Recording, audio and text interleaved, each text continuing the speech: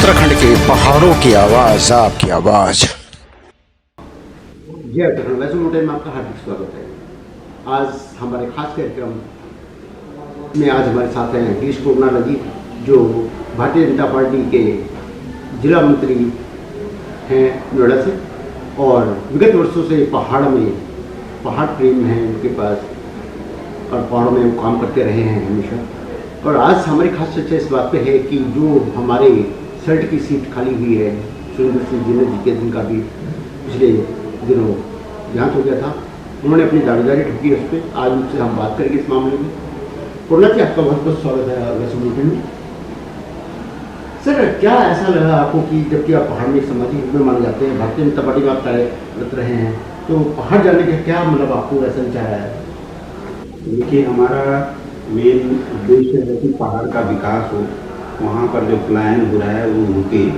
और हमने 20 साल जीवन के पहाड़ में बिताए हैं, वो भी प्रारंभिक जो जीवन होता है जिसमें व्यक्ति सब कुछ सीखता है।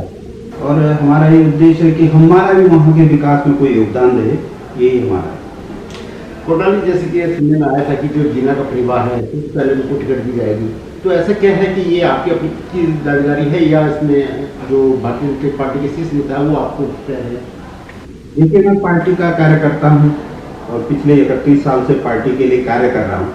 सभी कार्यकर्ता की तरफ से ये दावेदारी होती है जब भी कोई विधानसभा, लोकसभा, किसी भी तरह का कोई चुनाव होता है, तो राजनीतिक पार्टी से जुड़ने का यह भी एक आदमी का उद्देश्य होता है कि मुझे भी कभी पार्टी पूछेगी और मुझे भी कोई चुनाव लड़ाएगी तो मैं भी जनता की सेवा कर सकूँ।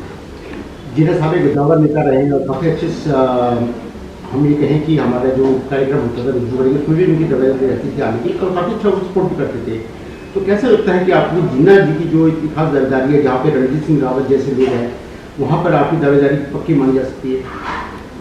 देखिए, मैं तो पार्टी का कार्यकर्ता हूँ। ये पार्टी को डिसाइड करना है कि किसको चुनाव लड़ाना है, और पार्टी ही इसमें, मैं भारतीय जनता पार्टी में ऐसा नहीं होता है कि मैं दावेदारी करूं और मुझे टिकट मिल जाए। लेकिन पार्टी की जो भी गाइडलाइन आएगी, जिसको भी पार्टी टिकट देगी तो वो चुनाव लड़ेगा। लेकिन मैं पिछले 31 साल से पार्टी के लिए काम कर रहा हूँ, तो मैं भी इसमें दावेदारी है। सर, आपकी क्या शीर्ष नेता से मूवमेंट रहती है? क्योंकि सभी नेताओं से बात चल रही है और जरूरत पड़ेगी तो और भी होगी। लेकिन सर्वप्रथम तो ये है कि भाई हम अपनी तरफ से जनता के बीच में जाएं, कार्यकर्ताओं के बीच में जाएं और बताएं कि मैं भी आप इस क्षेत्र की सेवा करना चाहता हूं। सर, अभी जिस तरह से पहाड़ का प्लान है, काफ़ी चीज़ें हैं, तो आप क्या सोच के वहाँ पे क्या रणनीति आपकी रहेगी कि मैं पहाड़ के लिए किस तरह से काम करता हूँ? देखिए, पहाड़ के लिए काम करने का मेरा सबसे पहला उद्देश्य है कि वहाँ पर पलायन रुके। वो चाहे कृषि से संबंधित कोई उद्योग हो, कोई कुटीर उद्योग हो, इस तरह का हम वहाँ पर काम करें जिससे कि लोगों को वहाँ पर रोका जा सके। दूसरा, जो आपका होटल इंडस्ट्री है, पर्यटन विभाग के द्वारा जो चल रहा है सिस्टम, उसमें भी मैं चाहता हूँ कि सल्ट में बहुत बड़ा क्षेत्र ऐसा है जिसमें पर्यटन की अपार संभावनाएं हैं, तो उनको विकसित करने के लिए मैं पूरी योजना बना रहा हूँ।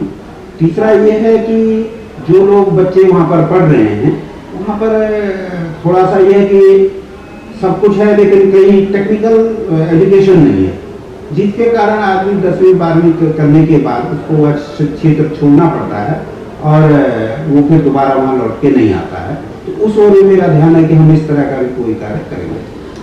सर, एक चीज़ काफ़ी बार देखी गई है कि जो पहाड़ में जिस तरह से 2000 गाँव का प्लान हुआ है और 3000 स्कूलों का जिस तरह से वहाँ बंद हुए हैं, जो कि मोड में डाल दिए गए हैं, तो कैसे आप इस चीज़ को कह पाएंगे कि हम चीज़ों को वहाँ डेवलप कर पाएंगे? देखिए, ये तो जनप्रतिनिधि पर डिपेंड है कि वो अपने क्षेत्र का विकास कैसे करेगा। तब जब अगर वो मंशा उसकी होगी विकास की, तो जरूर जो है इस तरह का विकास होगा। जब वहाँ इंफ्रास्ट्रक्चर डेवलप होगा तभी लोग रुकेंगे। अब वहाँ हॉस्पिटल नहीं है तो आदमी रिटायर हो रहा है तो वहाँ जा ही नहीं रहा है, वो इसलिए नहीं जा रहा कि उसके इलाज की वहाँ सुविधा नहीं है। तो ये चीज़ें हमको सोचनी है कि जिस तरह से अभी जो है सुविधाएं मेडिकल में वहाँ पर नहीं है, तो उन लोगों को हम वहाँ पर विकसित करें और लोगों को विश्वास दिलाएं कि कम से कम हम आपकी चिकित्सा सुविधा तो दे सकते हैं यहाँ पर। सर, एक और पार्ट है जो हमारे यहाँ पे नहीं कहेंगे कि 1962 से भूमि बंदोबस्ती नहीं हुई है, जिसकी वजह से चकबंदी या कोई भी चीज़ कहे या हम कहें कि हमारे नाम पे जो वहाँ पे ज़मीनें हैं वो गोल खाते में, जबकि हमारे नाम पे नहीं है। तो उस पर क्या आपका विचार है? क्योंकि जो कानून अभी है 1950 का बना वो उत्तर प्रदेश का है, हमारे उत्तराखंड में अभी अपने कोई कानून नहीं बन पाएगा। देखिए, इसमें मैं ज़्यादा तो नहीं कहूँगा, क्योंकि ये बहुत मतलब गंभीर विषय है, ऐसा विषय है कि जिसको हल करने में बहुत सारे संपूर्ण जितनी राजनीतिक दल हैं उन सब का इसमें सहयोग चाहिए होगा, और उसके बाद जो क्षेत्रीय जनता है उनका हमको सहयोग चाहिए होगा, तब जाके हम इसको सफल कर सकते हैं। क्योंकि पहाड़ में खेती, कहीं पर खेती अच्छी होती है, कहीं बिल्कुल पथरीली जमीन है, उसमें कुछ नहीं होता है, और उसी हिसाब से भूमि का वितरण पहले किया गया है, बंटवारा किया गया है। तो उसमें हमें लोगों को ये समझाना पड़ेगा कि जैसे चेकबंदी हम करें तो उसको जितना भी जमीन अगर एक जगह में मिलेगी तो कल को अगर वो वहाँ पर किसी भी तरह का उद्योग लगाता है या किसी भी तरह से उस जमीन को यूज करता है, चाहे वो पर्यटन में करे, कोई उद्योग में करे, तो एक जगह में होने से उसका वह जमीन पूरी यूज हो जाएगी और उसको उसका फायदा मिलने में थोड़ा समय लगेगा। और मैं ये कहूँगा कि अगर हमारे लोग इसके लिए तैयार हों तो पहाड़ में चकबंदी बड़े आसानी से हो सकती है, क्योंकि हर जगह में जहाँ भी इस तरह की ज़मीनें हैं जो पहाड़ी क्षेत्र में सीढ़ीदार खेत हैं उनमें ज़्यादा दिक्कत आ रही है चकबंदी करने में, तो उसमें क्या होगा कि जो भी उसके बीच में कैसरीन भूमि आएगी, किसी तरह आएगी, तो सब उसी के क्षेत्र में आएगी, तो उससे उसको और भी कुछ फायदा होगा। और जो बागवानी करने में सबसे बड़ी सफलता मिलेगी कि अपने घर के चारों तरफ, अपने खेत के चारों तरफ वो बाउंड्री कर सकता है और जंगली जानवरों से उस खेती को बचा सकता है। काफी अच्छा लगा आपसे बात करके, लेकिन मैं अभी चाहूँगा कि सल्ट जो पूरी विधानसभा है, क्या संदेश देना चाहेंगे आप हमारे चैनल के माध्यम से हमारे लोगों को? मैं तो यही संदेश देना चाहूँगा कि सभी लोग इस सबसे बड़ी जो समस्या उत्तराखंड में है, जो गांव के गांव आज खाली हो रहे हैं, उस प्लान को रोकने में सबसे पहले हम लोग सहयोग करें।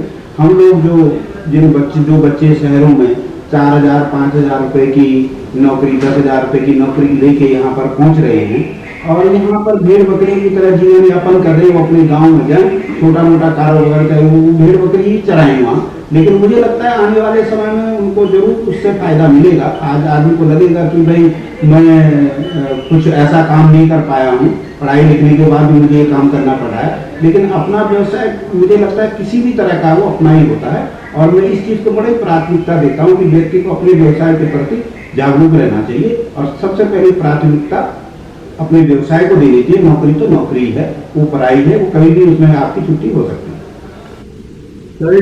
तो विधानसभा से यदि आला कमान आपको टिकट देती है तो क्या संदेश देना चाहेंगे आप लोगों को? लेकिन मैं तो यही कहूँगा कि मैं उस क्षेत्र के विकास के लिए तन मन धन से सहयोग करूँ। धन्यवाद करूँगा जी। ये थे हमारे साथ गिरीश कोटाला जी, और देखते हैं अब हाईकमान क्या कहती है।